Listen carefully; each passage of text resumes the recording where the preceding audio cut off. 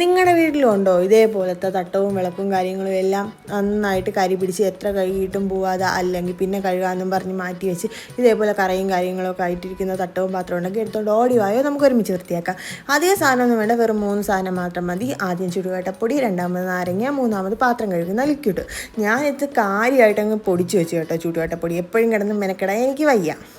ആദ്യം നമ്മൾ ഈ 2 നാരങ്ങ നന്നായിട്ട് പിഴിഞ്ഞ്, കുരുവൊന്നും കളയണ്ട, നമുക്ക് കുടിക്കാനല്ലല്ലോ, നന്നായിട്ട് പിഴിഞ്ഞ് ഒരു പാത്രത്തിലോട്ട് എടുക്കുക. എന്നിട്ട് ആവശ്യത്തിന് ചുടുകട്ടപ്പൊടി എടുക്കുക. എന്നിട്ട് ഈ ലിക്വിഡ് ഒഴിക്കുക. എന്നിട്ട് നന്നായിട്ട് കുഴച്ച് നമ്മൾ ഈ ഫേസ് പാക്കിൻ്റെ പരുവത്തിനൊക്കെ ആക്കുക. അത് കഴിഞ്ഞിട്ട് എല്ലാത്തിലും ഏതാണോ കഴുകാനുള്ള അതിൽ നന്നായിട്ട് തേച്ച് പിടിപ്പിക്കുക. എന്നിട്ട് ജസ്റ്റ് ഒന്ന് നനച്ച് സ്ക്രബ് വെച്ചൊന്ന് തേച്ച് കൊടുക്കുക.